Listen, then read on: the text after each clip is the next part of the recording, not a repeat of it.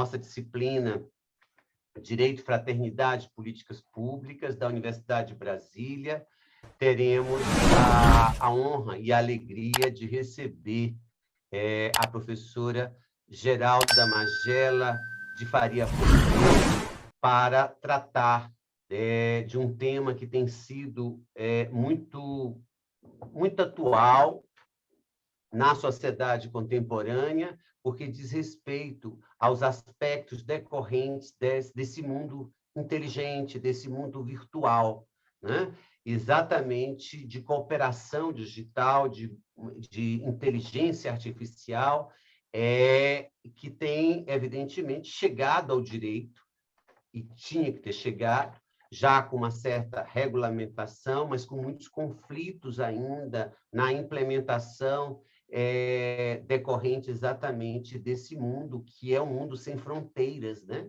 É um mundo que coloca em xeque o próprio conceito de soberania, porque um clique aqui tem consequências lá na China, ou na África, ou na Europa, ou na América do Norte, né? Ou em qualquer lugar do mundo, exatamente pela conexão, pela conectividade que existe nesse tema. Não é à toa que, tratando de direitos fundamentais, hoje já se reconhece a possibilidade da existência de uma quinta geração de direitos fundamentais, né? Se é que os direitos fundamentais podem ser classificados em gerações, ou aqueles que não concordam, em dimensões de direitos fundamentais.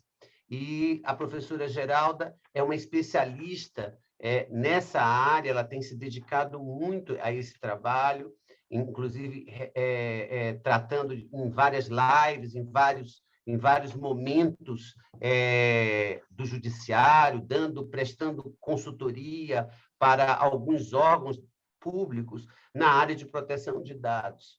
Só que, ao lado de tudo isso, existe uma discussão que tem que ser inserida, ou a proteção de dados, a cibernética tem que ser inserida numa discussão que já vem há algum tempo, que é a discussão referente ao resgate de um princípio esquecido, chamado princípio da fraternidade. E daí porque essa disciplina, hoje, na Universidade de Brasília, existe tanto na graduação quanto no mestrado, como tópicos especiais, né? E temos tido frutos muito proveitosos, temos conseguido discussões muito pertinentes, não só no reconhecimento da fraternidade como categoria jurídica e como categoria política, mas os reflexos dos direitos de fraternidade na mediação, conciliação, os reflexos do direito de fraternidade na justiça restaurativa na esfera penal, os reflexos dos direitos de fraternidade no direito internacional, nos direitos relacionados ao movimento migratório, né? E também no direito ambiental, né? Que é uma expressão fabulosa dos direitos de fraternidade. Mas, além de tudo isso, vem a questão da cooperação digital. Daí porque, dentro da programação que nós fizemos de trazer professores e profissionais de outras universidades, já trouxemos a professora Clara Jaborandi, já trouxemos o professor Carlos Augusto Alcântara Machado, né? Já trouxemos a professora Luciane Cardoso, Barzotto, no semestre passado, hoje, desembargadora do TRT do Rio Grande do Sul. Traremos a professora Rafaela Brito, também, com sua ligação com a Universidade de Buenos Aires, e também iremos trazer outros professores, como a professora Josiane Pet Veronese, que é uma especialista precursora da discussão, não só muito viva, relacionada à criança e ao adolescente, porque ela é uma especialista nessa área, mas da discussão dos direitos de fraternidade. porque a sua excelência dirige um núcleo próprio dos direitos de fraternidade, juntamente antes com a professora Olga, e hoje ela é a coordenadora. A professora Olga aposentou da Federal de Santa Catarina e foi para uma universidade gaúcha, né, para dar continuidade a esse trabalho maravilhoso que elas duas já vêm desenvolvendo há muitos anos, né, há alguns anos. E, nesse sentido, temos hoje, meus amigos, aqui convidados do Brasil inteiro, como temos feito, além dos alunos da graduação e que estão muito felizes em receber a professora Geralda Magela de Faria Rosseto aqui, alunos da pós-graduação, do mestrado, da Universidade de Brasília, também aqui presente, e pessoas do Instituto de Educação, Direitos e Fraternidade. Temos também alunos do mestrado e doutorado da Universidade Federal de Santa Catarina, aqui presente, apenas para citar, fazer uma referência, temos a juíza Joana Ribeiro, que também vem desenvolvendo um trabalho a respeito desse tema e acaba de lançar uma obra extraordinária, juntamente com a professora Josiane Petri Veronese. E temos também pessoas ligadas ao sistema de justiça. Aqui temos pessoas do Superior Tribunal de Justiça, do Tribunal Regional Federal da Primeira Região, né? E, assim, temos hoje uma aula magna, mais uma aula magna, desta vez dada pela professora Geralda Magela. Para aqueles que não conhecem a professora Geralda, ela é doutora pela Universidade Federal de Santa Catarina, tendo tido a sua tese sido aprovada com louvor e com todas as referências e elogios para fins de publicação, que foi sobre o conceito de fraternidade em Chiara Lubich, contributo à díade da teoria e prática da justiça, sob a orientação da professora Josiane Petri Veronese. A professora Geralda, ela é mestre em Direito pela Unicinos também, é especialista em processo civil, é especialista em fundamentos da educação, tem uma atuação forte também na discussão holística, né? E é professora de cursos de graduação e pós-graduação e professora da Escola da Advocacia Geral da União. A professora Geralda também pertence ao núcleo de NEJUSC, do núcleo coordenado pela professora Josiane, referente às crianças e ao adolescente. Tem a sua experiência profissional como procuradora federal, portanto, membro da Advocacia Geral da União. Ela aposentou, mas agora se dedica exclusivamente para essa atividade de pesquisa, de docência, e com ênfase nos direitos da infância, adolescência e juventude, proteção de dados e direito e fraternidade, já que também aqui traz a sua experiência do movimento Comunhão e Direito, que aqui está presente também com vários representantes, e que, portanto, é com muita honra que nós recebemos a professora Geralda. Professora Geralda, a sala de aula é toda sua, seja muito bem-vinda. Nós estamos sedentos para ouvir a discussão do Estado de Direito Tecnológico com a fraternidade. Com a palavra, a querida amiga. Boa noite. É uma honra imensa estar aqui hoje e eu gostaria só de ter um feedback se vocês estão me ouvindo bem. Muito bem. Ok. Então, ministro, eu quero agradecer o convite. É uma honra para falar desse tema, que é um tema que me encanta muito, que é a tecnologia, a fraternidade. E, obviamente, eu vou atuar, inclusive, em respeito à minha professora, em algumas questões, inclusive de estudo dela, que eu tenho acompanhado. E, neste momento, eu quero agradecer a todos que estão aqui, o Medeiros, a Joana, e todos os demais participantes. Na pessoa deles, eu agradeço todo o grupo de pesquisa ali de Santa Catarina. Quero agradecer também o professor Cláudio do Datalab e também, de forma especial, ao professor Tacido Faz, que está transmitindo isso, ou vai transmitir isso para o YouTube e depois em formato menor para outras redes, não é? Eu quero agradecer muito isso e vamos começar com a nossa, vamos dizer, considerações a respeito do tema. Então, vamos combinar como é que a gente vai ministrar a temática, até porque eu acredito que tem algumas expressões que podem ser novas.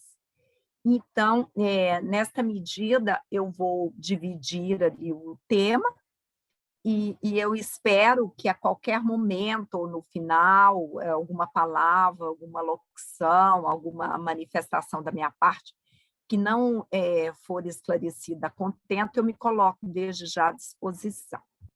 Bom, o objetivo da apresentação e o problema. Por que a gente vou fazer isso? Para que eu não gere expectativa, embora só do tema eu sei que já o fiz, não é? Mas que ninguém me cobre o que eu, de certa forma, não vou expor, embora eu me coloque à disposição para um momento ou outro. Bom, então nós vamos apresentar aqui hoje o Estado de Direito Tecnológico, e eu vou explicar o que é essa expressão, em contraponto com a entrega inteligente externa de direitos perante o estado de fraternidade, e vou fazer isso na dimensão tecnológica. E esta temática, ou essas temáticas, vão ser trabalhadas tendo como pano de fundo a cooperação digital, com a finalidade de conferir munus e substância à proteção dos direitos. Nesse sentido, eu vou fazer uma abordagem aqui na linha de alguns autores, a respeito, que foi inclusive o convite que me foi feito, a respeito da questão das gerações e das dimensões de direito, e vou avançar um pouco mais, inclusive para fazer uma abordagem sobre os estudos da professora Josiane, a quem desde já eu agradeço, e também avançar ainda um pouquinho mais para ver para onde que essas questões estão avançando. E aí, qual é o problema da pesquisa, né? Por que a gente vai fazer essa abordagem? Se é possível a fraternidade, veja, a fraternidade pensada na perspectiva da cooperação digital, quando associada à tecnologia digital, e aqui estou fazendo questão de fazer a distinção de tecnologia e digital, e eu vou explicar por quê, para proteger direitos e, por tabela, conferir protagonismo à cooperação digital. Então, vou começar as explicações aí. Primeiro de tudo, por que a gente está trabalhando uma entrega inteligente de direitos, não é? E pensada numa perspectiva, vamos assim dizer, fraterna. Primeiro, aí, para não gerar qualquer inconformismo, eu trago aqui uma decisão do ministro, que foi relator, o ministro Aires Brito, que explica o que é ciência. Então, a ciência aqui é representativa para efeito deste trabalho de conhecimento, e conhecimento aqui tem a abordagem da tecnologia, do digital, e também já sinalizando para o que está posto, que está chegando com muita força, que é a questão quântica. E aí eu retomo na sequência o que é a distinção de tecnologia e de digital, mas vou fazer então essa breve introdução, qual o significado de ciência, que é uma atividade individual que faz parte do catálogo dos direitos fundamentais da pessoa humana. Portanto, ela pertence, segundo a decisão e a relatoria do ministro Aires Brito, com a qual eu concordo, à liberdade de expressão. E a liberdade de expressão, ela é muito cara na questão atual da tecnologia, por conta da imagem, da proteção da intimidade. Portanto, não é por acaso que a escolha foi feita com esta, vamos dizer, com esta dinâmica. E aí, nós vamos, então, pensar por que tecnologia, por que digital e por que quântico. Primeiro, a tecnologia, a gente pode buscar a origem dela há bastante tempo. Há quem a use desde o início da história humana, ligada, por exemplo, à técnica. Mas aqui eu vou fazer uma concepção dela, adotada pelos autores, como presente já com a Ada Lovelace, que foi uma mulher, a primeira pessoa a desenvolver um algoritmo. E ela o fez inspirada na matemática, mas também é uma máquina de tecido, que é o Jaguar, aquela máquina que introduz tecidos, que produziu Gobelin, enfim, para a história humana. É de lá que vem essa trama, essa rede da tecnologia, portanto, ligada à técnica, portanto, ligada à mão, ao fazer e ao analógico. A tecnologia é essa que se vincula ao digital, e por isso a expressão, por exemplo, sociedade digital, e poderia ser sociedade tecnológica digital, mas para não ficar redundante, se usa muito o sociedade digital, por exemplo. Isso é só um exemplo. A tecnologia analógica, ela é a tecnologia primeira que a gente vai conhecer, os primeiros computadores, por exemplo, o ENIAC, que é de 1940, ele ocupava um prédio gigante, uma quadra inteira, até a gente chegar hoje no modelo, por exemplo, dos portáteis, como é o caso já com uma tecnologia digital, o caso do telefone, dos iPhone, enfim, não é? E essa tecnologia, ela perde esse vínculo de teclar, do humano ter que fazer este comando sempre para se obter um resultado, e passa para o digital. O digital, então, ele já a energia dele normalmente são as baterias. É claro que ele depende de um comando, e ainda bem, porque senão certamente a máquina já estava sucedendo ao ser humano, e o nosso compromisso é exatamente fazer com que o ser humano esteja à frente disso, desse processo. E o quântico, que é a máquina já começar a pensar como é que ela vai produzir tudo isso, né? Que é esse mundo novo, novíssimo aí, que se discute falando que os robôs, que a IA, enfim, vai ser mais do que o ser humano. Particularmente, não acredito muito, mas enfim. Bom, a gramática aqui, e justamente que é o meu chão de, vamos dizer, meu chão de fábrica, como é que vai se dar esse conceito de fraternidade?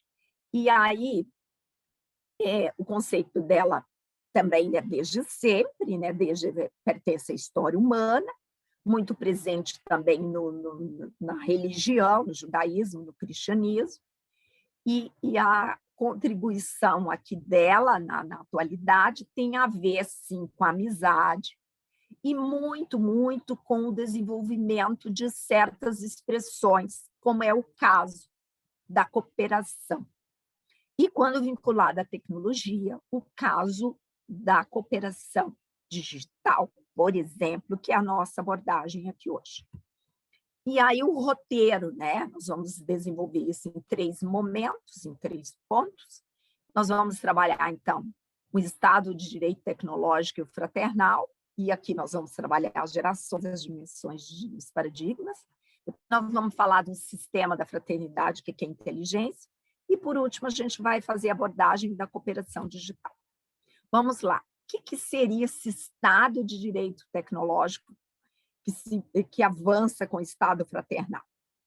Bom, o conceito de Estado de Direito afastado do tecnológico, ele é um tipo de Estado, portanto, um programa que pode ser, inclusive, de governo, né, que visa uma ordem, e aqui no conceito da fraternidade, ele visa a paz.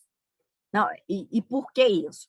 Por conta das relações respeitosas, que é de onde a fraternidade habita e é de onde ela busca o seu entendimento. Então, essa ordem de paz que o Estado assegura através do direito, da Constituição e da lei. Já o Estado de Direito Tecnológico, ele tem como princípio de organização, estruturação e distribuição desse Estado de Direito percebido numa base tecnológica. E aí, essa base pode ser em redes, pode ser entrega, pode ser modelo processual, pode ser proteção de direitos, podem ser dados, podem ser pensar na privacidade, na intimidade, na imagem, na honra, enfim. E aqui a gente vai fazer um parênteses para trabalhar a questão das gerações, das dimensões, dos paradigmas de direitos, e a gente vai avançar um pouquinho mais para falar da integridade disso. Bom, o Estado fraternal. E aqui eu trago um conceito que é do Carlos Augusto Alcântara Machado, não é? Que é bem pertinente, o Estado de fraternidade ou Estado fraternal. Ele apresenta, e tem inclusive uma obra publicada, a quem indico a leitura, não é?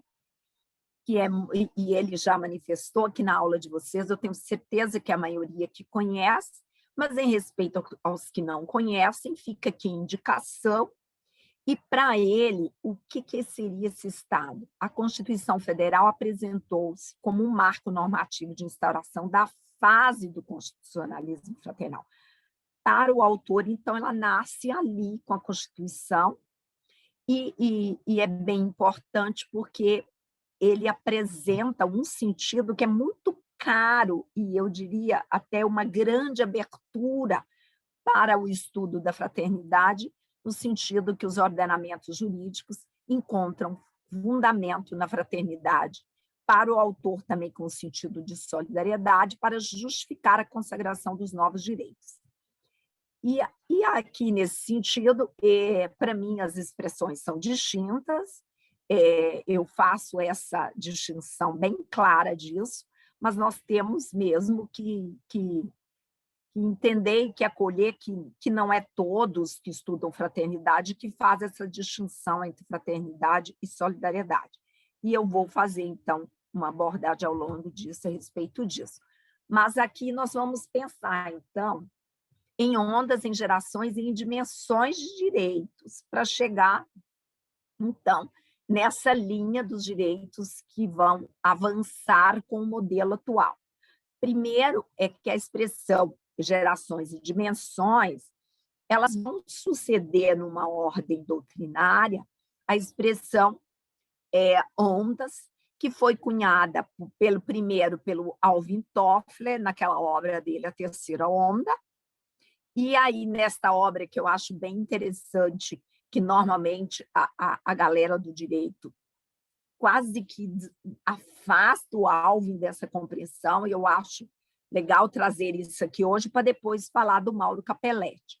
A primeira onda é representativa da riqueza da terra, a segunda onda ela é representativa da manufatura industrial, e a terceira onda, que foi até onde o Alvin Toffler foi, ela é o domínio da riqueza que se faz pelo conhecimento.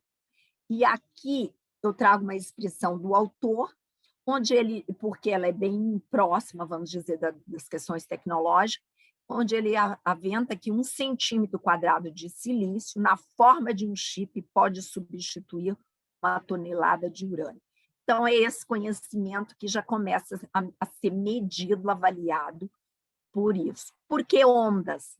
Uma onda vai à praia e arrebenta, e ela fica por si. E aqui começa a discussão. Será que isso é representativo disso ou a expressão não tem muito a ver? Enfim, o Mauro Capelletti e o Brian Gart, ele vai também fazer essa expressão baseada em ondas de acesso à justiça, já bastante conhecido, e eu vou aqui fazer a abordagem para a gente pensar na questão da assistência e da acessibilidade. Primeiro, porque nos novos direitos hoje, aqui eu faço um parêntese realmente do que nós estamos vivendo, nós estamos presenciando muito mais um fenômeno de acessibilidade, no caso, acessibilidade e não acessibilidade, não é? Também, infelizmente, dos relevantes e dos irrelevantes do sistema, talvez substituindo essa compreensão que um dia nós tratamos, inclusive, como ondas de acesso, que era a questão dos pobres, dos hipossuficientes, dos vulneráveis, dos fragilizados e dos irrelevantes, não é? E aí eu trago, exatamente para pensar sobre a fraternidade, que é sempre otimista, né, na relação, o Aldin Roslin, que diz uma questão curiosa a respeito da questão da pobreza, não é? O Roslin diz assim, a maioria, e é um autor bem atual, bastante lido pela questão tecnológica, ele é um dos mentores ali do pessoal da tecnologia, ali do Vale do Silício, ele tem aquela obra bem conceituada do Factfulness, bastante conhecida, e ele diz o seguinte, a maioria das pessoas não vive nem em países de baixa renda, nem em países de alta renda, mas em países de renda média. E ele alega, então, que essa categoria não existe na mentalidade dividida, mas, na realidade, definitivamente existe. É onde vivem 75% da humanidade. Juntando-se os países de alta e de média renda, temos 91% da humanidade, a maioria integrada ao mercado global e feito grande avanço junto ou rumo a condições de vida decentes. Isso é uma informação positiva, diz ele. É claro que essa informação dele é de 2019, anterior à Covid. O Roslin já faleceu, não é recentemente, mas eu não sei se hoje, no pós-Covid, ele leria o modelo de mundo assim, mas, enfim, está aí. Em relação a tais categorias, não é? E aí eu estou falando aí da questão da vulnerabilidade, da fragilidade, enfim, são importantes alguns esclarecimentos. Em cada uma dessas categorias há um sentido político, social, econômico, educacional, histórico, vai preponderar. Uma vai seguir à frente das demais, de forma que a categoria seguinte vai introduzir um novo significado aos já existentes. Por isso é que Ondas perdeu a vez e passou, então, para esta questão das gerações de direitos, né? Então, é importante a gente fazer esta análise para tentar entender por que é que se caminha, vamos dizer, com esses três modelos, vamos assim dizer. Aí, assim, a vulnerabilidade e a fragilidade, a gente precisa estar atento, porque essas palavras são muito usadas pela mídia, nos livros, no senso comum teórico, como sinônimas. E, na verdade, elas têm uma certa distinção que vale a pena ser vista. Primeiro, que a vulnerabilidade ela é muito mais das pessoas, e a fragilidade é também das pessoas, mas no sentido tomado muito mais enquanto povo e representação. Ela diz respeito a uma dimensão mais histórica e social, não é? A vulnerabilidade ela é mais com questões físicas, biológicas, cabendo ao Estado, através de seus órgãos, a eleição de mecanismos aferidores, que a tecnologia, a cooperação digital tem muito a ajudar quanto a isso. E aí, vamos lá, as gerações e as dimensões de direitos. E aqui eu quero fazer um convite, um estardalhaço, para que vocês estudem com muita atenção, que está muito bem posto, inclusive a crítica, na obra do ministro Reinaldo da Fonseca, que é a tese dele, que é o princípio constitucional da fraternidade, seu resgate no sistema de justiça, onde ele faz essa abordagem. E aqui eu estou fazendo uma indicação, não é? Porém, eu quero já adiantar que, para mim, na minha opinião, vamos assim dizer, desde 2000, e eu tenho essa posição desde 2008, 2007, 2008, no sentido de que se vocês forem consultar, por exemplo, a obra do ministro Reinaldo, do Paulo Bonavides, do Viles Guerra, enfim, da turma que estuda isso, do Pedro Manuel de Abreu, vocês vão encontrar o princípio que vai sedimentar essas gerações, não no modelo que eu estou adotando aqui, mas que eu vou explicar porque para mim solidariedade é diferente de fraternidade. E logo eu faço essa distinção. Então, a primeira geração, ou dimensão de direitos, e que está trazida praticamente como sinônimos, embora na doutrina a gente vai encontrar quem, inclusive, não aceite sequer essa classificação, não é? O ministro faz essa abordagem, inclusive, não é? Depois ele defende ela. Então, a primeira geração são os direitos relacionados aos direitos individuais. É um modelo que nós vivemos profundamente já enquanto história humana e que nos levou para, vamos assim dizer, para naquilo que Bobbio diz que foi o desastre da guerra, não é? Bobbio chegou a fazer defesa em algumas obras dele de guerra justa e injusta, mas depois ele faz essa correção, não é? Para dizer que com a guerra já e com as armas nucleares, a morte é certa, então que ele voltava atrás e não passa a não reconhecer mais a questão das guerras justas ou injustas, e sempre injustas, e, portanto, ele vai falar de uma liberdade muito ligada à igualdade, tanto que ele produz uma obra que a professora Josiane indica a ela, normalmente, a disciplina do estudo de direito e fraternidade, que é uma obra que ele vai fazer essa distinção desses dois princípios exatamente para falar dessas questões. Até aí, os autores que estudam essa temática são, eu diria, coadunam com o que está posto aí.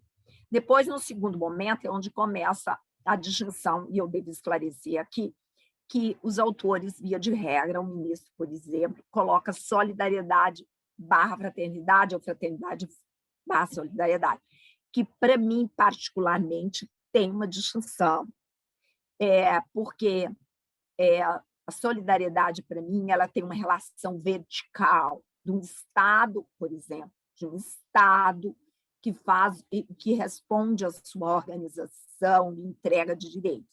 A solidariedade seria numa dimensão horizontal de entrega de direitos. E é claro que a gente pode ir aumentando isso e pensar como é que eu posso pensar, então, no mundo todo, fazendo só uma relação horizontal, que seria, por exemplo, o caso da gente pensar como é que se dá a ONU. E aí, para fazer uma justificativa, eu vou trazer um pouquinho da história da Santa Sé, para poder, inclusive, reforçar por que eu adoto e comungo dessa distinção, um pouco mais na frente. E aí, a quarta geração, dimensão, trabalha as questões éticas e da integridade, e aí eu já começo, né? Mas a fraternidade vai chegar onde, né? Então, na quinta geração, na dimensão, a gente poderia, então, encontrar por excelência a fraternidade. E aqui eu quero fazer um esclarecimento, que eu acho que essa classificação ali, por excelência, a fraternidade, verdadeiramente, ela precisa, para ter eficácia, validade, efeitos, ela precisa ter a fraternidade como pano de fundo em todas elas. E, então, seria isso, por isso que a expressão avança. E aí, fica aí para os senhores, não é? A indicação da obra do ministro Reinaldo, e eu trago ali uma citação dele que eu acho fantástica, onde ele diz, portanto, o caminho mais produtivo parece ser o reconhecimento da importância das classificações dos direitos fundamentais em gerações como produto de seu tempo, mesmo já superada pela robusta teorização dos direitos fundamentais na literatura pátria nos últimos tempos. Então, ele vai resgatar isso e vai adotar isso, que eu acho maravilhoso, porque ele está dizendo, como eu, com certa assim, distinção, dizendo, olha, a fraternidade está em todas. Eu acho que no sentido esse, algumas distinções. Bom, aqui eu trago vamos dizer, um outro modelo de entender os direitos, e aí eu vou fazer indicação desta obra do professor Josiane, que é o resultado de pós-doutorado dela na UNB, né? É um pão quentinho na forma, a obra já está aí no mercado. A professora Josiane, todas as obras dela, ela trabalha e faz a defesa de sistema de garantias, ela foi precursora desses temas, né? Por exemplo, o direito das crianças, o sistema de inclusão de direitos de oportunidade, equidade, equanimidade de capacidades, a doutrina da proteção integral, redes cooperacionais, educacionais, mediante a interface e a cultura de direitos. E por conta dessas redes, onde é que está? Nas questões, principalmente, de condições, vamos dizer, especiais, direito, a entrega de direitos para as questões da deficiência, por exemplo. Enfim, o caminho é gigante. Ela tem também uma especialidade de traduzir os conceitos de paradigmas, as obras dela traz isso, os artigos, e então, eu diria assim, vale a pena essa leitura, essa construção, eu diria assim, não totalmente centrada em gerações ou em dimensões, mas em paradigmas de direitos, e aí é muito acertado, principalmente quando se olha no direito novíssimo da criança e do adolescente, né? Porque pela primeira vez na história humana presta-se reconhecimento à presença da criança e do adolescente no contexto mundial e também aos seus direitos. E aí a professora passeia pela literatura nacional, pela literatura internacional, por vários temas, diria assim, da infância, da primeira infância, enfim, colocando sempre a criança nesse grande capital humano, né, de janela de oportunidades. E aí, vamos avançar para trabalhar uma outra concepção, trazida principalmente pelos efeitos da tecnologia e muito, eu diria, pela crise global que está se acentuando, e aí que é a questão dos direitos voltados à integridade, voltados à rede, voltados à cooperação, e que os autores usam com a expressão da integridade. Aí o texto está escrito, eu peço desculpas, mas está escrito em galego, né? Está escrito em galego, como fez o autor. Eu não trouxe a tradução dele, porque dá bem para a gente entender no nosso português ali a proximidade. Então, ele vai falar que crise é essa que vai justificar a integridade, não é?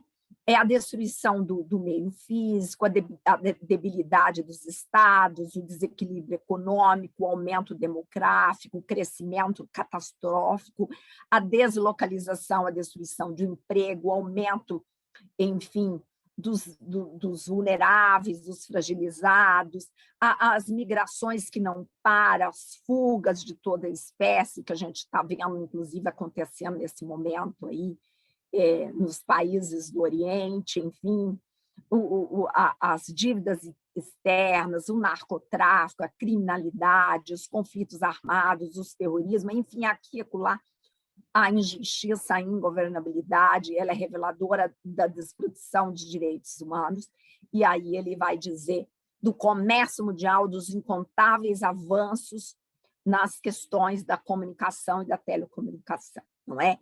Então, esta questão da integridade, ela é importantíssima para a fraternidade, numa linha que se sucede no tempo, e a gente pode construir, sim, assim, passando por gerações, por dimensões, por ondas, por paradigmas e por integridade.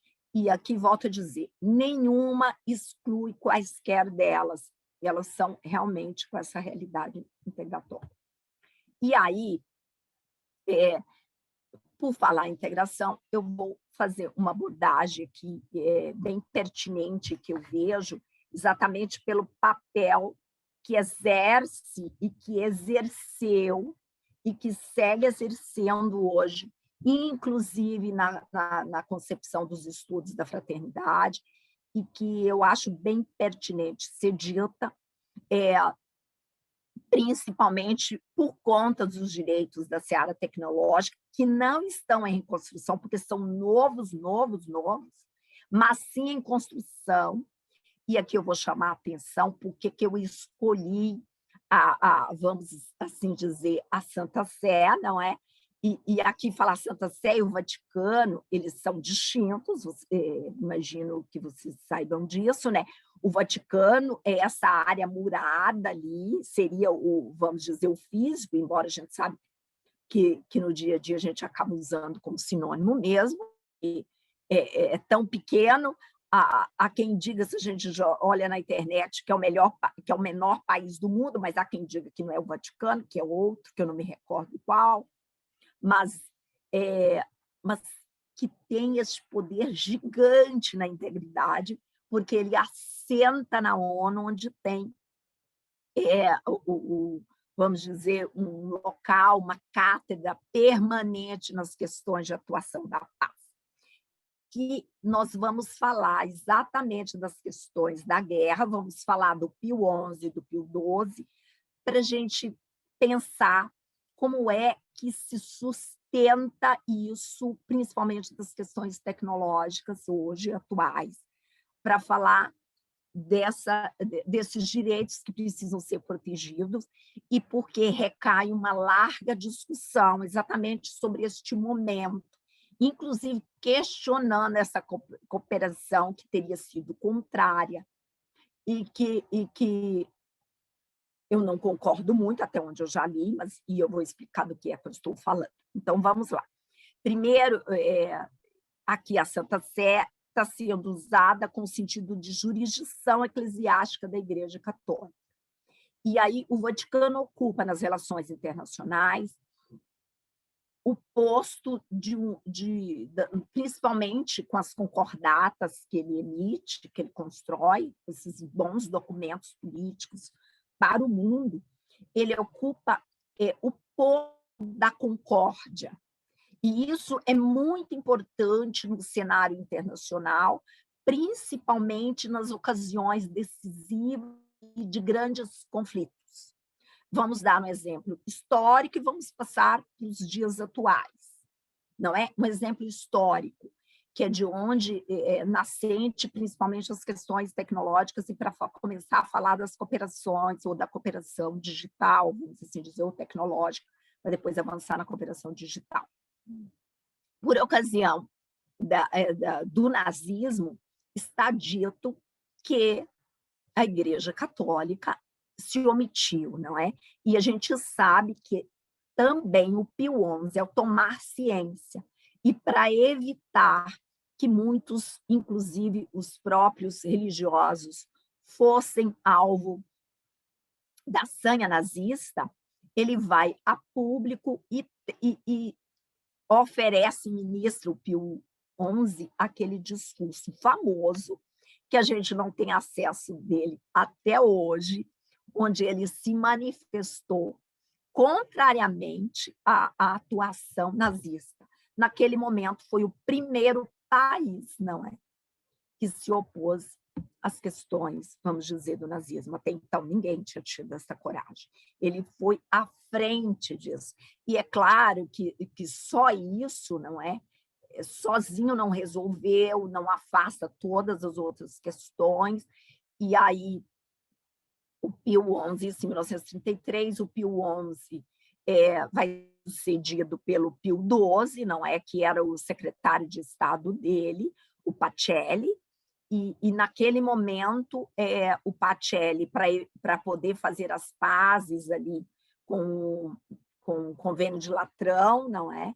Ele dizem alguns que esse discurso foi queimado, que ele ainda existe, enfim, essas questões todas, com certeza, com o tempo, elas nos serão reveladas, e a gente sai deste fato, não é? E é importante também a gente entender que houve uma encíclica também que fala da questão dos marginalizados naquele momento, principalmente dos sofredores da guerra, dos pagãos, daqueles que não creiam, e aí ele estava, de certa forma, convocando uma Itália e o mundo para poder vir fazer essa grande cooperação humana, também ministrando, de certa forma, uma espiritualidade, vamos assim dizer, religiosa, e que naquele momento, e trazido para a atualidade, a gente vê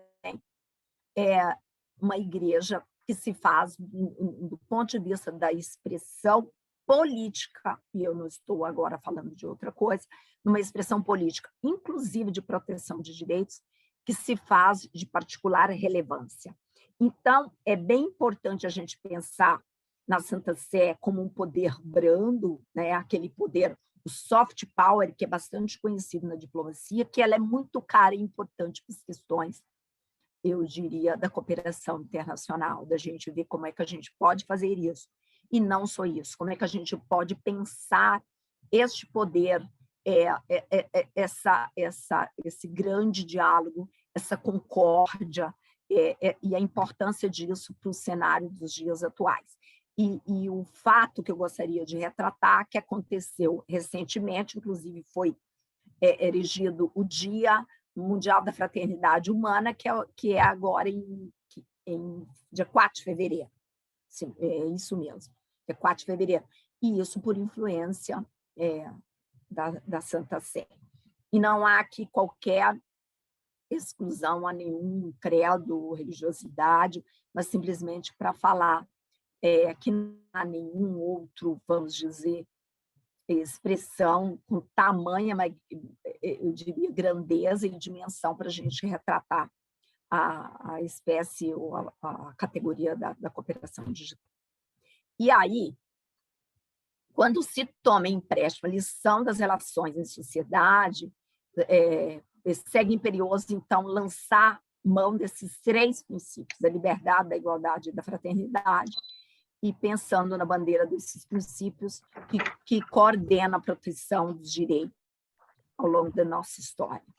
E aí, a base teórica da cooperação digital, por assim dizer, ela reconhece uma dinâmica da sociedade, do reconhecimento dos direitos, da mesma forma. Isso aqui é um altro indefinito. Sim, sim. Não, é já quase 1 hora, perciò credo che... Professora Eide, eu acho que o áudio está ligado.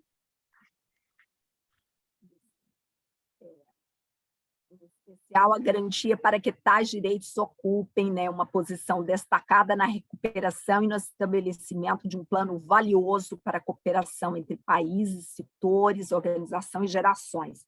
E aqui é indicada, inclusive, a figura da educação, eu diria, a educação ela é cara à cooperação digital, de tal forma que a gente pode pensar numa cultura para a cooperação digital, ela é de particular relevância, e também a gente tem que pensar na cooperação, tanto do ponto de vista de dimensão individual, como também pensar especialmente para os excluídos, os hipossuficientes, os fragilizados, os mais pobres, enfim, aquelas pessoas também que estão fora do sistema de justiça. E aí está aquele fato que eu comentei agora mesmo com todos, que é esse dia importantíssimo aí, que é o primeiro dia da fraternidade humana, que foi anunciado pela ONU, né, numa atuação, eu diria, muito discreta, mas de particular relevância para a fraternidade, para o mundo, para a gente pensar nesse poder maior aí que se tem de atuação, vamos dizer, da Santa Sé. E aí, a paz e as questões tecnológicas, e o Vaticano tem, ou a Santa Sé tem uma atuação, eu diria, majestosa nisso, tem história, tem bastante isso, a fraternidade, com certeza, é um grande álibi para isso, e aí tem uma referência ao Bob, e ele diz assim, o problema da paz é um dos grandes problemas que os homens são proclamados a resolver de tempos em tempos. Não é o único problema, o problema dos problemas, cuja solução libertará de uma vez por todas a humanidade dos males que afligem, tornando-a definitivamente feliz. O problema dos problemas não existe, o que não exclui que o problema da paz, mesmo no sentido negativo do termo, como o problema da limitação e até mesmo da eliminação da guerra, seja um dos maiores problemas ao qual os homens tentaram dar, mesmo que até agora em vão, uma solução. E aí fica a questão tecnológica da cooperação digital, qual o significado para a gente sobre ela, e aí quais são os aportes e os efeitos dela, e aí tem a questão de um pensador ilustre aí da atualidade, né, qual é o futuro dos dados, é uma pergunta importante, e ele está dizendo, ninguém sabe, na verdade, mas que ele é uma das questões mais importantes hoje no mundo, e aqui eu chamo a atenção para as questões da cooperação digital, trazidas principalmente pelas questões da saúde, da Covid, as questões do controle da máquina, enfim, as questões que nós precisamos resolver hoje, precisamos regulamentar a posse disso. E essa questão, esse direito posto que está em construção, para o qual todos somos convocados, traz para nós essa questão, que é o último ponto que eu vou trabalhar com os senhores a respeito, que é a inteligência da Terra. E aí, qual o sentido disso? Nos dias atuais, a palavra inteligente, e também suas variações, como ocorre com a inteligência artificial, enfim, com muitas outras, como acontece? Os cidades inteligentes, inclusão inteligente, contratos inteligentes, logísticas inteligentes. No plural, no singular, não importa, ela encontra-se associada à esfera tecnológica e à dimensão da inteligência artificial ou de algoritmos, para dizer que em recepção, atualização e resultado da inovação, quebra todos os protocolos, emergindo uma tendência irrefreável e irreversível. O que significa, então, entrega fraterna inteligente de direitos? É uma qualidade que significa, portanto, uma categoria que encontra-se, inclusive, presente em Badiou. Badiou escreve sobre isso naquela obra dele, bastante estudada entre os fraternalistas, que é o Princípio da Fraternidade, volume 1 e 2, não é? E, no caso, essa está no volume 2, e ele diz que é uma condição basilar de qualquer sociedade fraterna, para levar a liberdade e a igualdade a uma convivência, né? Uma vez que a fraternidade se revela como condição e um princípio que regula ambos. E aí, para não deixar de ser, o conceito de fraternidade de Chiara Lubick, ela vai trabalhar sempre uma fraternidade enquanto unidade entre irmãos e para os irmãos, uma fraternidade que não se ocupa tão somente com uma dignidade humana, mas que se coloca perante o outro, portanto, uma fraternidade em responsabilidade, equivalente a traduzir a inteligência fraterna pela forma dialógica do paradigma relacional, em prol de uma contribuição do outro.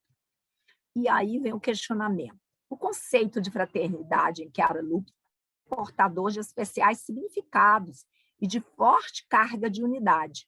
Portanto, detém condições de conferir contribuição ao tema tecnológico, também sobre a dimensão estrutural, procedimental, metodológica, e aqui agora eu faço uma nova introdução, que nós temos a Judith Butler introduzindo uma nova figura junto com as questões estruturais, além das questões procedimentais, as questões performativas, para trabalhar a identidade, que é muito ligada às questões de dados, portanto, às questões tecnológicas. Então, vale a pena a leitura, quem está estudando esse tema, dá uma olhada na obra da Judith Butler, que é o Discurso do Ódio, está lançado pela Unesp, que é muito, eu diria, muito pertinente. Então, a fraternidade tem essa missão de tornar inteligível a inteligência fraterna, e a entrega fraterna inteligente de direitos é exatamente as voltas dessa fraternidade, de seu sistema fraternal, de entrega inteligente de direitos. Os dados não deixam dúvidas de que a sua divisão precisa restar garantida. Bom, pessoal, eu acredito que a gente já pode, pelo adiantado da hora, praticamente vou trazer isso aí, não é essa narrativa aí em dados, quando e foi resultado ali da minha pesquisa, até da tese, mas eu acho pertinente a gente ver como é que ela acontece, não é? Como é que encontra a expressão aí na mídia, né? Na mídia, olha o perdão 5, a fraternidade, olha o número gigante, e vou aproveitar para falar também do protagonismo do ministro Reinaldo da Fonseca, que eu pesquisei, acredito que foi março para abril, dentre as 1.219 decisões monocráticas, que tinham como referência a citação da palavra fraternidade, entre essas 1.219 decisões, o ministro Reinaldo Soares da Fonseca, simples assim, usou 559 dados deste número, ou seja, a metade dessa referência foi ele que esteve à frente. Os outros têm, assim, uma vez, 2 vezes, o ministro Ribeiro Dantas, 100 e poucas vezes, e por aí vai. E dentre os acórdãos, em um total de 84 resultados pesquisados, o ministro Reinaldo da Fonseca, simples assim, decidiu com base e usou a fraternidade em 74 delas, ou seja, ficou 10 para os outros. 74 ele as usou.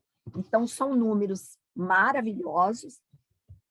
E aí, eu encerro o trabalho de hoje, agradecendo muito e dizendo da importância fundamental deste tema da cooperação digital na perspectiva fraterna, que corrobora o respeito à dimensão fraterna, a integridade, a proteção de direitos, e que não acolhe, para usar uma expressão da Hannah Arendt, a mentira, o engodo e a fake news.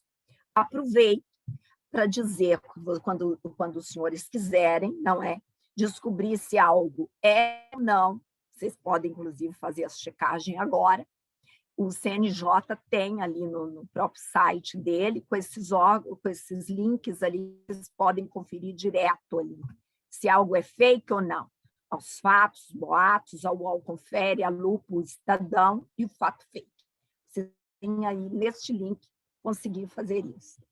É isso, pessoal, e eu quero agradecer muito a essas pessoas aqui, não é? Que é a professora Josiane Rose Petri Veronese, que é do Núcleo de Pesquisa Direito e Fraternidade, do Injusca, também do Comunhão Direito, a doutora Socorro, a quem eu presto homenagem, o professor Cláudio Amante, do Datalab, e ao professor Tarciso, que está aqui hoje representando a coluna do Network Rights. Muito obrigada, e principalmente ao ministro Reinaldo da Fonseca por esse protagonismo. Muito obrigada, me coloco à disposição. Professora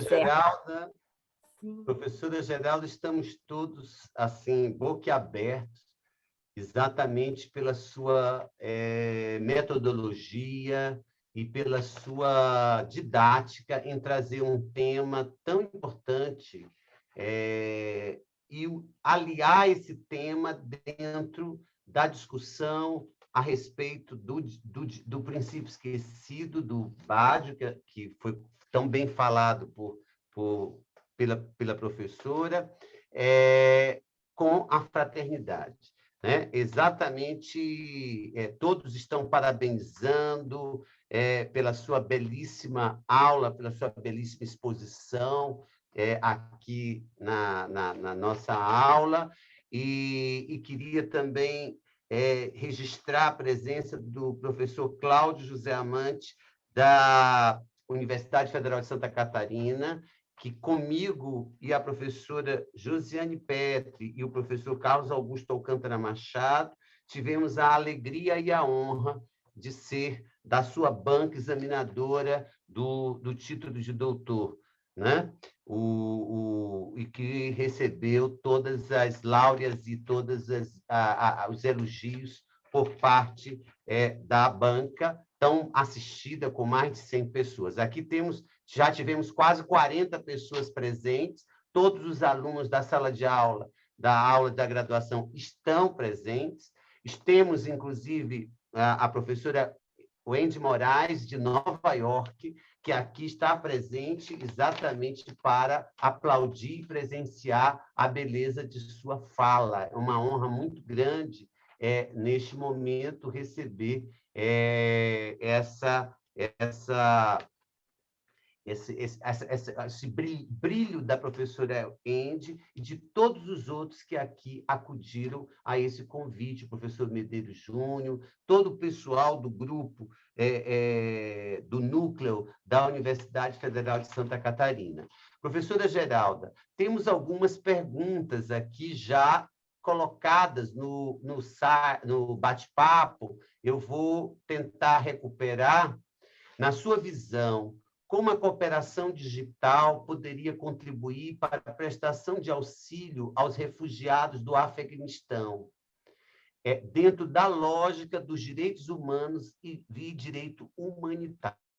Né? É uma pergunta do professor Teodoro, que aqui está presente, e uma pergunta extremamente importante. Como cooperação digital, neste momento, pode ajudar os refugiados do Afeganistão? Posso responder? Pois não. Sim, o senhor quer fazer todas e eu respondo no final. Como a senhora prefere? Como o senhor disser. Pode ir respondendo essa, a gente passa para outra. Não. Uhum. A senhora pode interromper eu não sei, que eu não estou dando conta. Não está escrito aqui interromper? Não está, por isso Mas não tem problema. Responda da melhor maneira que entender.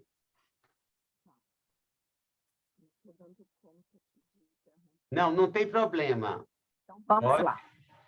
A pergunta. Primeiro, eu quero agradecer muitíssimo. Ela é uma pergunta, eu diria assim, a alma da cooperação digital. E talvez a resposta mais producente dela seja realmente através da cooperação internacional. E aí, a cooperação digital pode ajudar, principalmente, formatando a questão da experiência que nós já tivemos no passado com essas questões. A gente sempre resolveu ela, eu diria, de uma maneira certamente não tão boa. Sempre foi com guerra, com discussões tremendas, com armas, com bombas, e talvez agora a gente tenha que lançar mão destes dados, e daí a cooperação digital teria que estar à frente desse processo, fornecer esses subsídios para fazer essa entrega, vamos assim dizer, adequada de respostas políticas. E, curiosamente, o ser humano não encontrou respostas, e aí vem aquela indicação ali do professor Antônio Punhal, aqui, ali, lá, a gente continua errando em questões como essa. Eu diria, se pudéssemos proteger direitos, com certeza, por si, eles teriam uma questão de conformidade maior. Como isso, insistentemente, o ser humano está sempre priorizando o mercado e os interesses outros, será que a gente vai errar de novo? Eu gostaria que não, porque os dados da guerra são que a gente erra sempre. E para acertar, talvez a gente não devesse de novo retomar a guerra. Não foi que eu usei aquela bota ali do Van Gogh para dizer assim, olha, nós temos ido para a guerra, mas está na hora da gente usar um outro tipo de sandália, que é a sandália do pescador, que é a sandália da humildade, para a gente resolver essas questões. Excelente, professora. Gostei demais da sua... Eu consegui tirar o PowerPoint e lhe agradeço, mas eu gostei mesmo da sua resposta. Na verdade, a cooperação digital, professora Geralda, neste momento, pode ser um auxílio enorme para as pessoas refugiadas, porque faz o contato com outras pessoas que esses refugiados estão procurando, denuncia uma situação de extrema injustiça dentro de uma sociedade, na medida em que é alguém que está sendo expulso do seu habitat natural por razões políticas, né? Até por razões de segurança, e, ao mesmo tempo, né? Pode resgatar laços, né? Fazer com que essas pessoas encontrem um lugar né, para ficar, né? E isso é muito importante, né? Eu acho a sua ponderação extraordinária. E a próxima pergunta, professora Geralda, professora, nos dias atuais existem instituições nacionais e supranacionais que possuem ações efetivas para a defesa da paz mundial e da fraternidade entre os atores internacionais, obtendo resultados positivos, como ocorrido na Segunda Guerra. É do aluno da disciplina Leonardo Oliveira. Leonardo, aqui eu vou complementar praticamente aquela pergunta primeira, pelo seguinte: eu não acredito em gestão de conflitos, não acredito. Eu acho que a gente precisa dar um salto, e a maneira com que eu gostaria que as coisas pudessem ser resolvidas, elas teriam que ter uma entrega de produtos neste processo. E que produto é este? Não é um produto a coisa, um produto da tecnologia por si. Porque, vamos dizer assim, as grandes instituições locais, nacionais, supranacionais, e aí a gente poderia pensar desde a Santa Sé, como a ONU, como os organismos hoje, até as ONGs internacionais hoje que estão fazendo este papel, elas por si, quando elas não têm acesso ao que realmente está acontecendo, e o momento é disso, e nós já vivemos isso na questão do Vietnã, na guerra do Vietnã, onde a fake news prepondera, nós precisaríamos de ter hoje o que é verdade nesse processo, para que as pessoas pudessem aquietar o seu coração e saber de fato em que posição elas poderiam se colocar.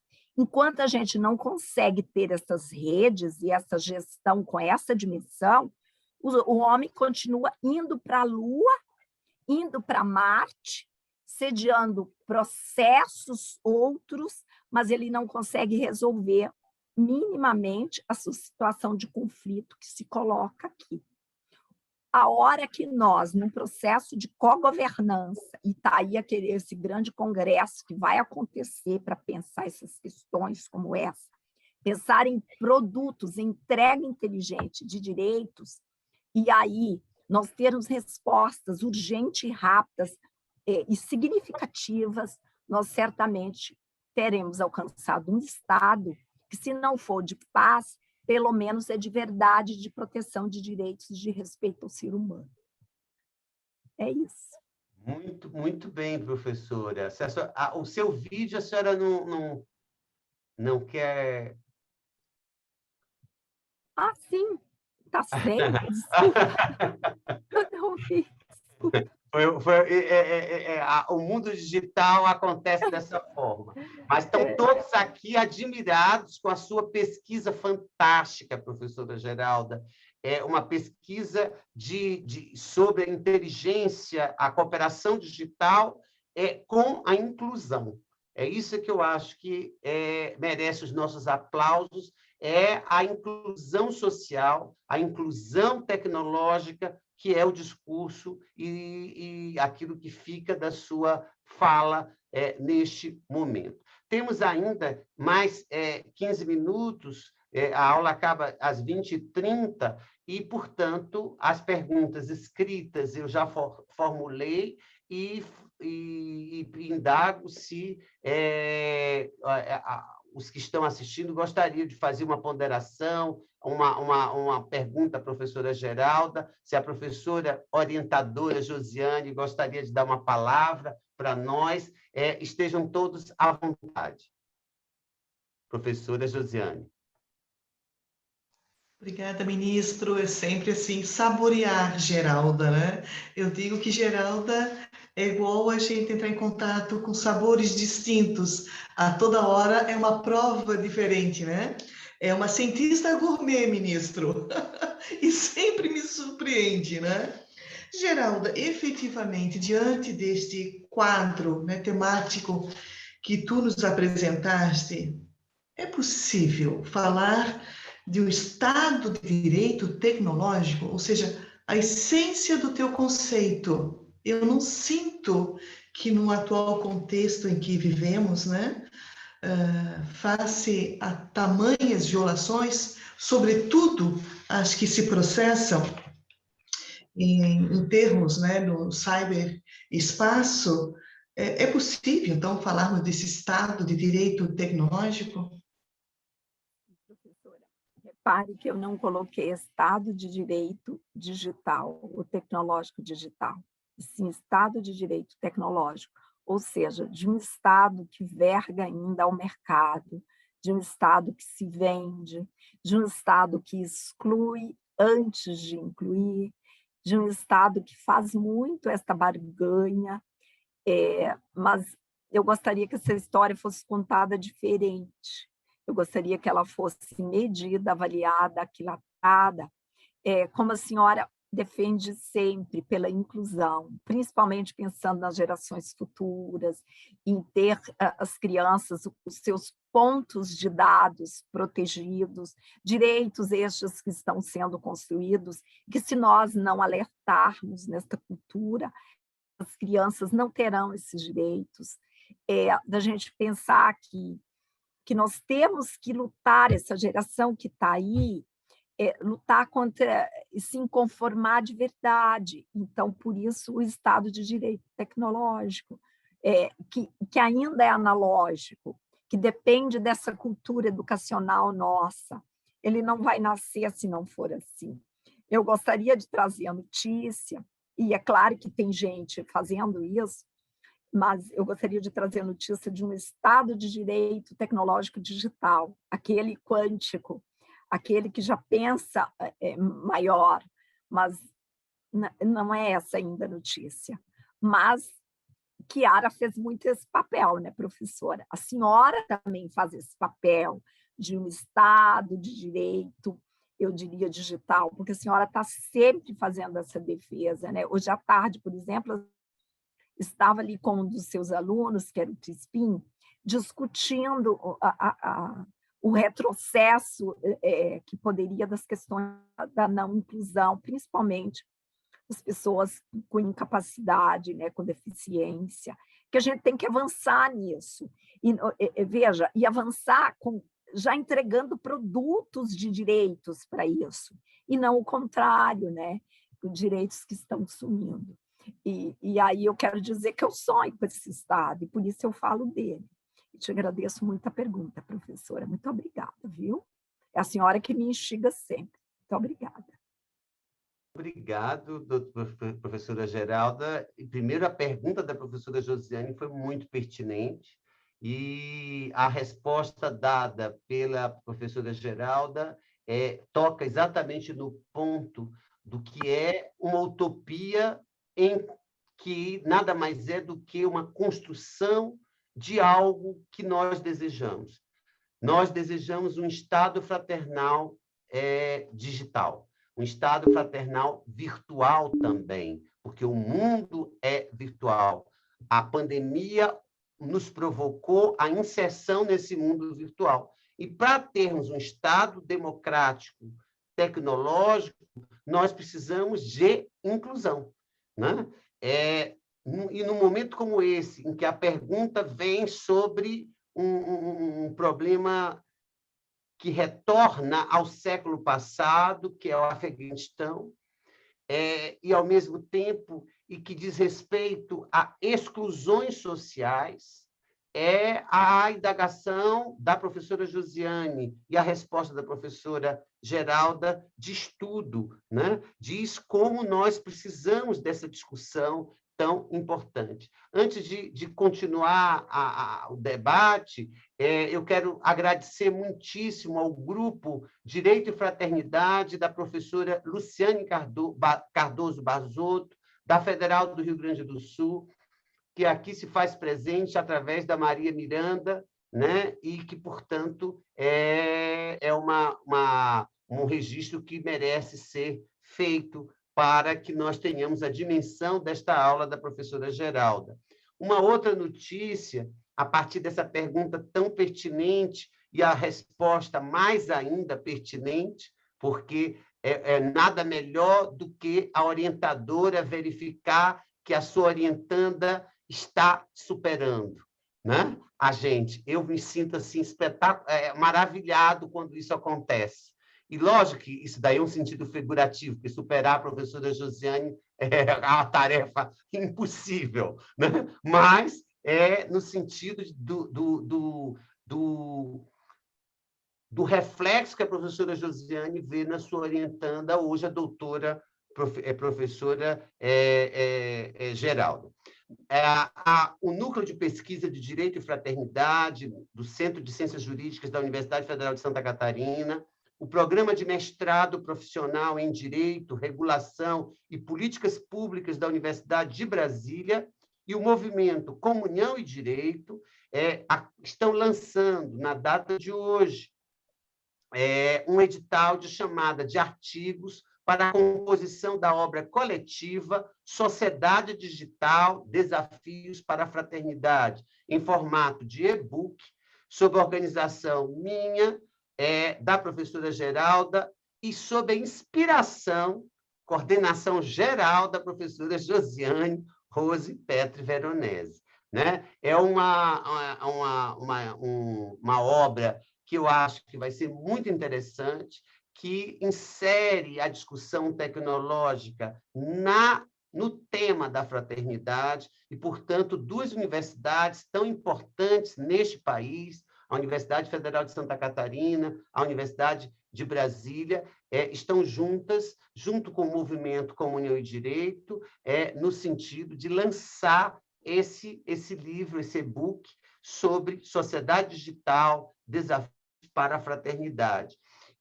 A partir de amanhã, ou mais tardar na quarta-feira, tanto o programa de mestrado estará no site do programa de mestrado da Universidade de Brasília, quanto na página do núcleo da Universidade Federal de Santa Catarina, à disposição para que vocês possam ter essa possibilidade. Né? Podemos ter, o artigo será inédito, 15 a 25 páginas, e no modelo autor-data, com as normas da ABNT, e poderemos ter artigos formulados em coautoria, com o máximo de 2 autores, desde que um deles seja doutor, exatamente para que a obra tenha o reconhecimento formal dos mecanismos de controle da academia, né? Mas os alunos da graduação, os alunos do mestrado, os alunos da pós, poderão, junto com seus orientadores do doutorado ou com outros parceiros, amigos, poderão submeter seu artigo para a nossa obra coletiva, e o prazo será até dezembro, 15 de dezembro de 2021. Portanto, um prazo bem bom, né, vamos dizer assim, para que nós possamos apresentar os nossos artigos, e já anuncio, primeira mão, autorizado pela professora Josiane Veronese, que já tive a honra, né, de ser co-organizador também de uma obra de Direito, Fraternidade e Literatura, né? E agora, novamente, faremos esta obra coletiva, juntamente com todos aqueles que estão interessados em discutir esse tema, que a professora Geralda tem mostrado muita liderança dentro da conjugação fraternidade, Estado constitucional, o Estado democrático, tecnológico. Né? Parabéns, professora Josiane, parabéns, professora Geralda, e conto com todos vocês nessa oportunidade. E temos ainda mais 5 minutos. Quem gostaria de dar alguma palavra, por gentileza, fique à vontade. O grupo Comunhão e Direito, Direito e Fraternidade São Paulo e Mato Grosso do Sul também está presente, a Carol Ortiz, seja muito bem-vinda, Carol. Esse grupo é muito bom, muito importante para todos nós, e parabéns por aqui também estar presente nesta oportunidade, abrilhantando esta oportunidade. Eu estou lendo aqui para poder ver se tem mais alguma pergunta, né? Fiquem à vontade.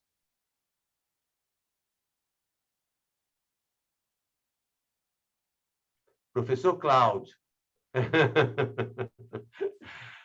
Olha, ninguém melhor para falar sobre a professora Geralda do que seu examinador, né? Então, a palavra, professor Cláudio. Isso. Boa noite a todos. Muito obrigado pela participação. É com muita alegria que a gente assiste uma obra, isso é uma obra, uma verdadeira obra da doutora Geralda. Acredito que ela se tornou nossas mestres nas questões de fraternidade, nas questões de inclusão, nas questões digitais. E a cada dia que eu converso, um universo se abre de possibilidades que eu não tenho condições, às vezes, de acompanhar em virtude da dimensão da percepção dela.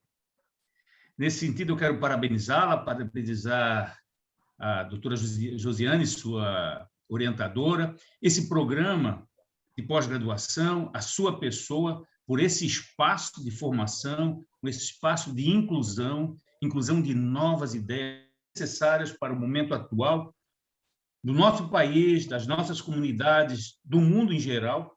Eu acredito que a Covid ela antecipou com muita rapidez o impacto das tecnologias, em especial as digitais, nos tornando um mundo, né, do além, do virtual, sabe lá o que é isso. Temos desafios importantes para o futuro e, com certeza, a doutora Geralda ela tem muitas contribuições para um mundo melhor. Muito obrigado pela participação, ministro. Muito obrigado, professor Cláudio, pela honra de aqui estar presente e nos dar essa chance de ouvi-lo nesta oportunidade. Né? Muitíssimo obrigado. Pois não, professor Cláudio? Mais uma coisa, não espera a hora do ministro da Florianópolis para a gente degustar uma boa refeição aqui, pode ser na minha casa, em algum restaurante, né, com todos nós aqui. Não espero espero com muita ansiedade essa oportunidade. Um grande abraço, ministro. Eu irei com muito prazer. Da mesma forma aqui em Brasília. Ou então na minha ilha, lá do outro lado do país, a ilha de Upaonhaçu, a ilha de São Luís. Nós somos... Maravilhoso. Somos oriundos ambos das ilhas brasileiras, né? Floripa e São Luís. São Luís, maravilhoso. Obrigado. Pois, olha, então eu quero agradecer muitíssimo a presença de todos. Professora Geralda, nossa gratidão, nosso reconhecimento. Foi um prazer enorme tê-la aqui conosco. Volte sempre, né, para dar sua contribuição e temos certeza que aqui estão muito satisfeitos e irão contribuir com essa obra coletiva tão bacana que hoje está à disposição de todos nós, para que tenhamos em dezembro essa oportunidade de entregar tudo aquilo que há de melhor sobre o tema.